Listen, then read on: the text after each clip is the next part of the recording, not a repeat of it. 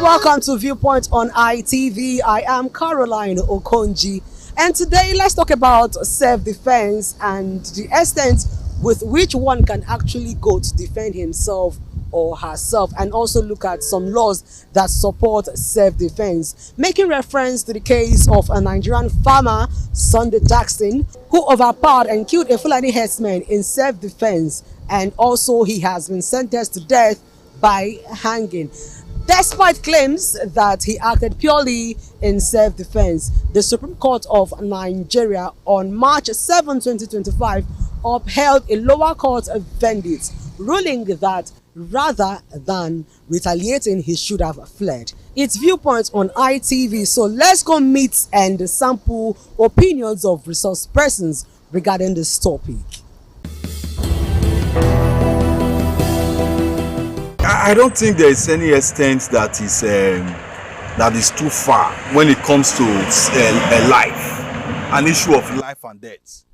It is the right of every individual to go any length to protect himself, his properties, and loved one. And that is why the 1999 Constitution has amended, instructed the government of the day that their primary responsibility is safety of the life and property of its citizens.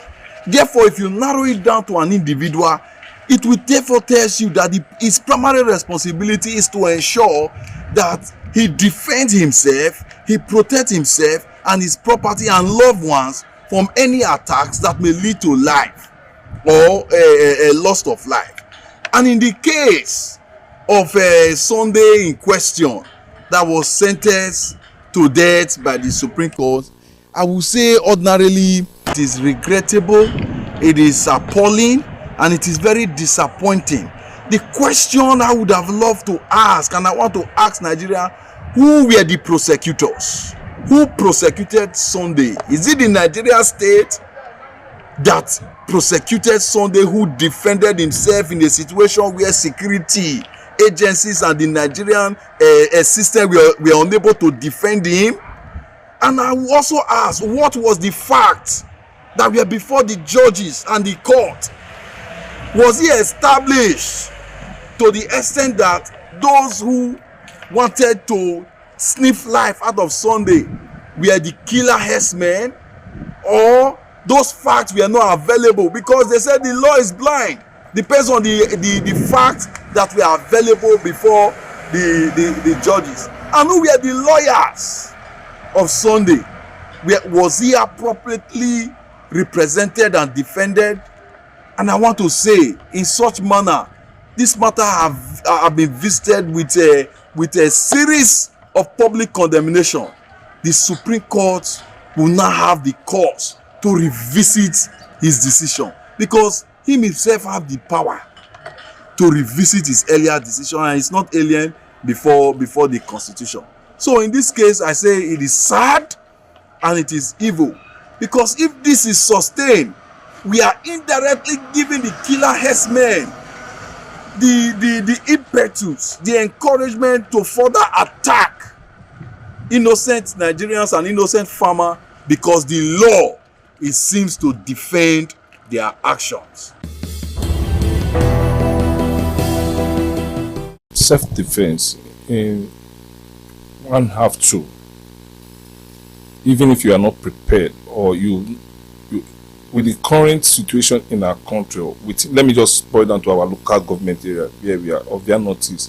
With the current situation of security threat and all, one have to be ready for anything.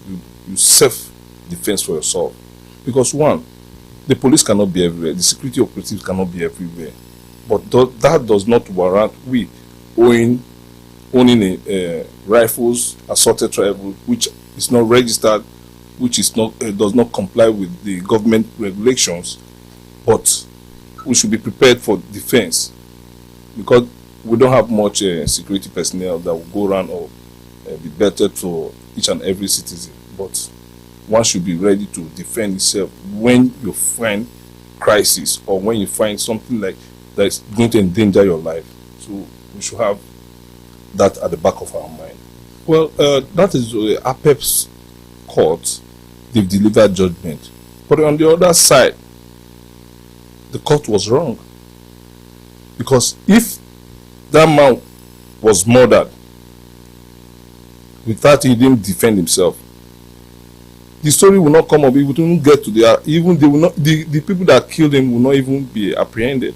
But he defended himself on the cause of a security threat to his life. He defended himself in that extent. He killed, but I blame him for killing. If he has been able to maybe get one of them injured, apprehend them, hand them over to the security operative, it would have been better. I think that is the angle where the Court of Appeal or Supreme Court gave their own verdict. But for me, I think everyone should be prepared for self-defense, because the current situation in the country does not warrant us to be relaxed or just play a hanky-panky game with your own life. I value my life, and I value the life of people around me. With the current situation of these headers, is getting alarming, and government cannot do it all alone. We should also be prepared, because somebody coming to kill you is prepared to do shit. So you should be prepared to defend yourself. So I see no evil act he committed, though the court gave verdict, but does not warrant to that level that he also should take life. Leaving the scene will be the best option, because they were prepared for him. The attackers are prepared to eliminate this man. If he had fled, they will still get him, because they will definitely overpower him. Those ones are with dangerous arms.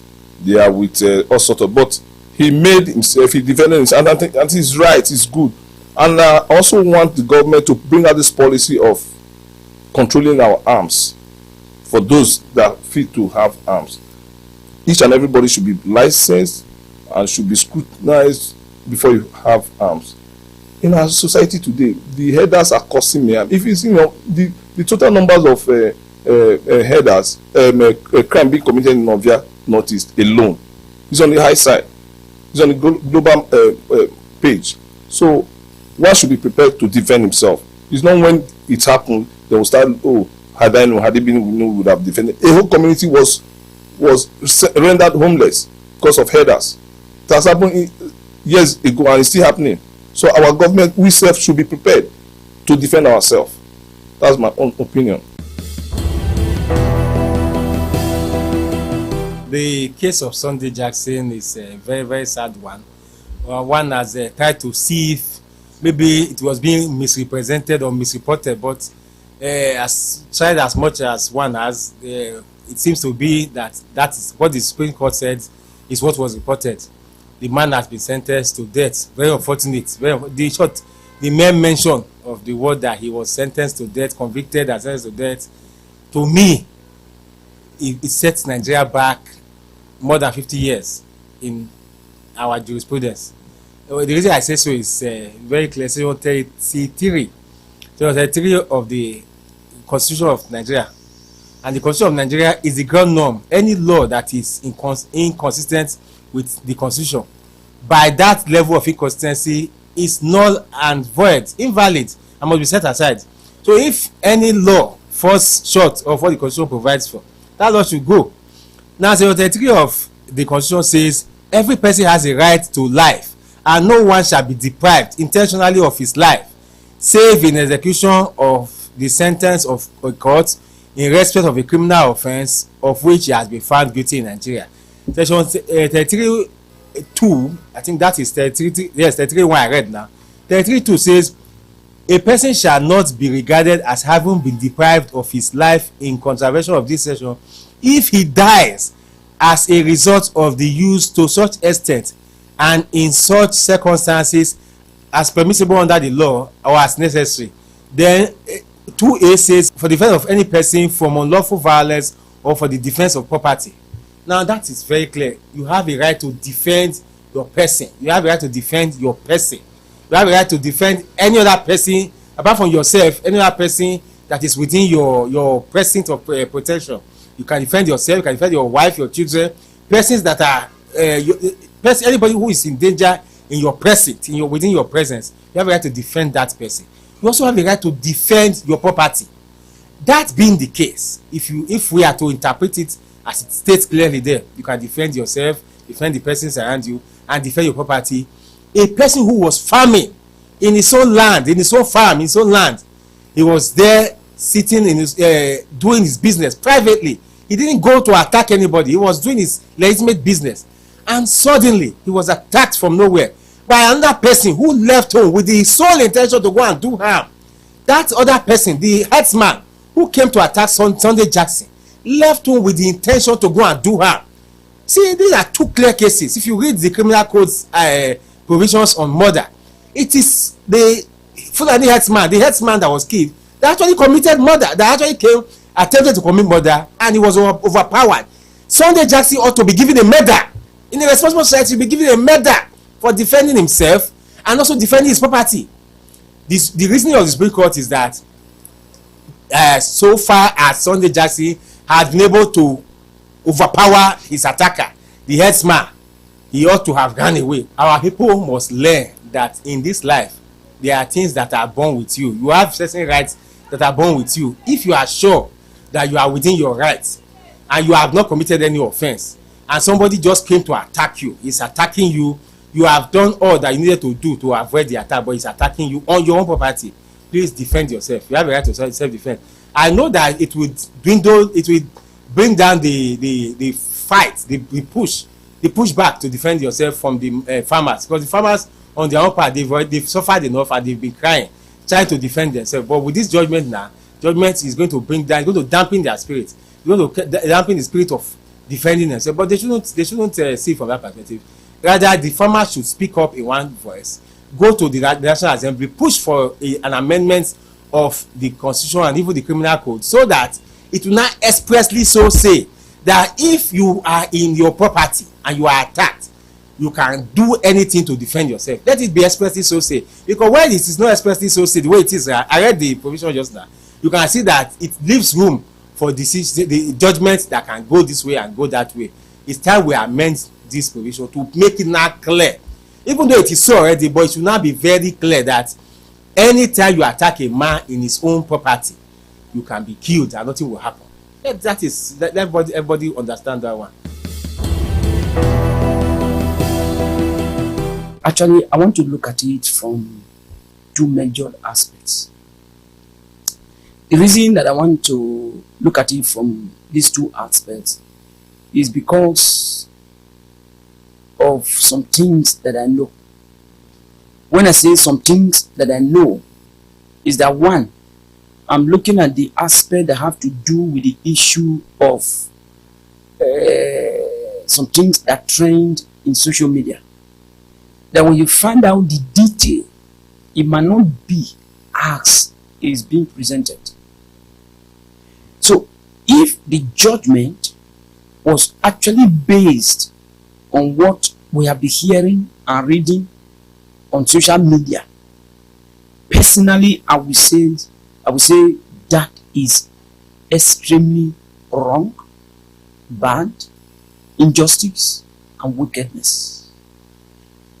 But if that is not the true story, that there is something behind it, probably they find out that it was not in self-defense, then that means the government need to come out and make the truth to be known.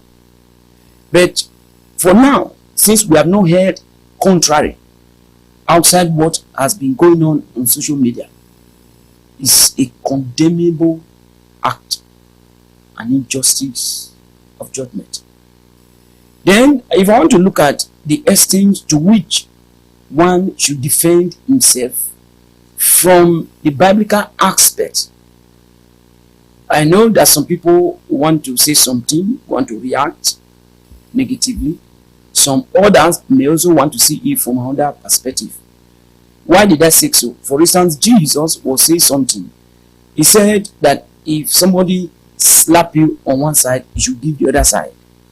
Then if you also look at it, he was also talking about that if somebody is dragging you to the court, he said you should quickly settle the matter on the way. And when you read that scripture down, you now discover that one of the reasons that Jesus was giving such counsel was actually because of the injustice of men. So when you look at that, I want to say that if you see anything that have to do with trouble, the best is that you should run away from it. Be somebody that will follow the Bible principle, where the Bible told us that we should follow peace with all men. That means we should be peacemaker. Then we should not allow anything that will make us to become in trouble with anybody. But that is not to say that trouble will not come. Because even if you decided to stay on your own, not to relate with people, trouble will still come. So I want to say this. There is a law of the land. Because as far as we are still here on this earth, so you discover that there are things that we cannot do without. There are laws that are guiding everybody. So when it comes to the aspect of self-defense, in the area that is, if we are now going out of the biblical principle, it should be that the government should know that if they are not there to provide security for the people don't have option. Now for them to at least to also want to rise up to say let them defend themselves, because you can't watch an evil man coming to you to take your life and you now say because tomorrow they will judge and you will not be defended based on to say you kill the person that is trying to kill you, that you should allow them to just come and slaughter you before your face. So you have to also rise. So I want to use this opportunity and this medium to tell our leaders that they should rise up to their own responsibility. They should rise up to their own justice. They should not make those that they are leading to lose confidence in them. Because the truth is this, as far as Nigeria is concerned, the summary of our justice is injustice. It's something that is condemnable. So rise up and do the right. Something whereby how to defend myself. Just like the way I'm working right now. This is my factory where I'm doing my production. Someone can just walk in down here now and tell me that he wants to come and take over this property from me, and which I knew is for me. It belongs to me. I will take it to the extreme lengths the way I could, because I have to defend the property for myself. Because I will not want someone out there to come and defend it for me, because I own it. I know how I purchase it. And at the same time again, for someone else to just come in and badge on me to tell me that he owns this place, that he wants to take for me, I will go to extra length to fight and defend myself. If I can defend myself and take a weapon from him, I will not hit him. I can only paralyze him. I won't kill him. I will paralyze him and I will call the police to pick him up. In English, they have a word called defend. And for me, for somebody that I didn't know, to barge into my personal life, just for him to come and show me, even for any form of intimidation, to go as to something that will affect life, I can go as far as to defend myself. First of all, first defense for my own self, for him not to take my life. Understand? What about if I didn't defend myself and eventually he now succeeded to kill me, for example?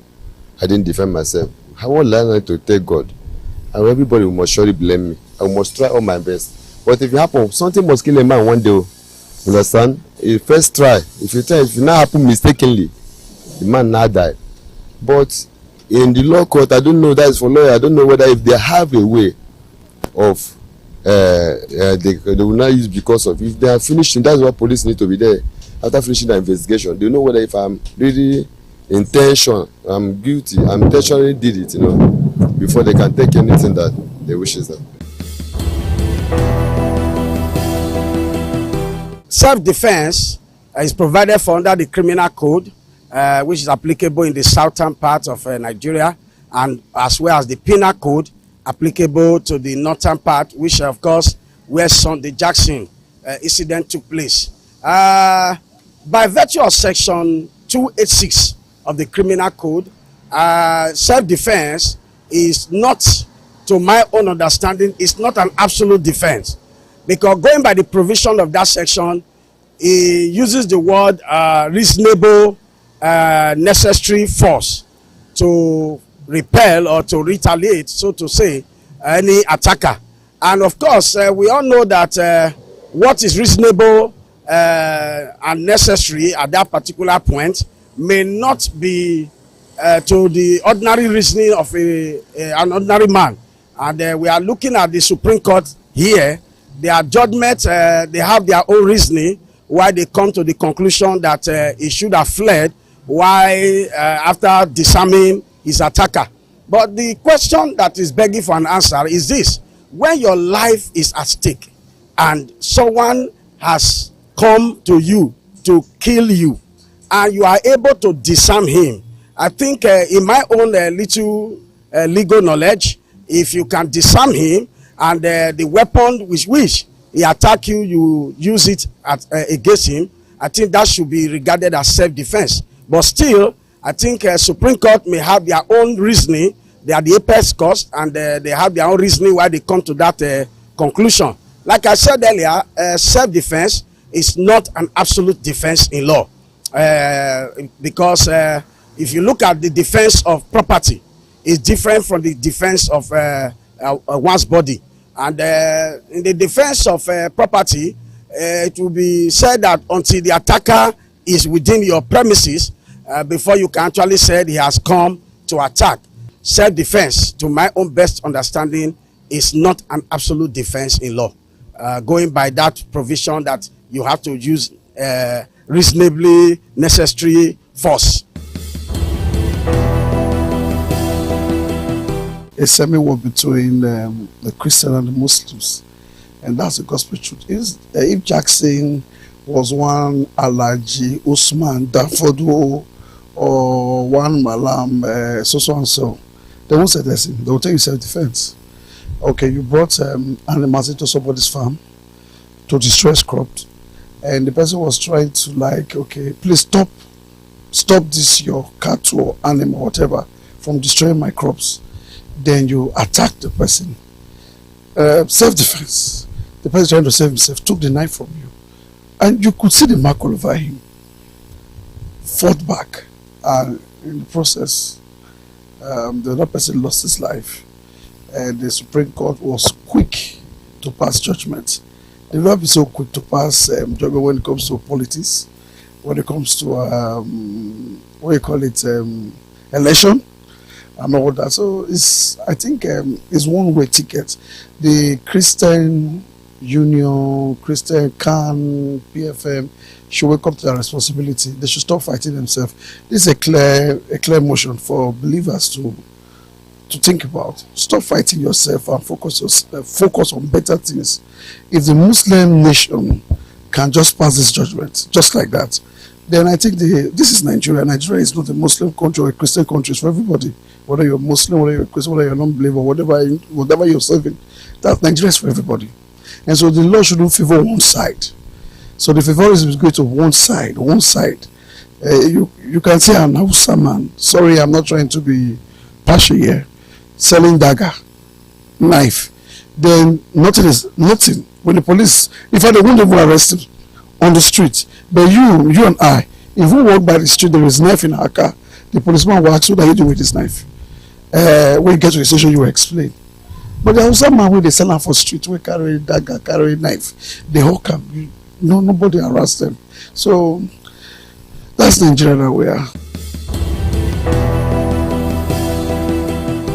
We're going to be wrapping it up on Viewpoint on ITV by letting you know that in any situation you find yourselves, and if you must defend yourself, you should be ready to do it in accordance with the law. Don't take laws into your hands, and don't do it in a way that you will end up in trouble. I am Caroline Okonji. Bye for now.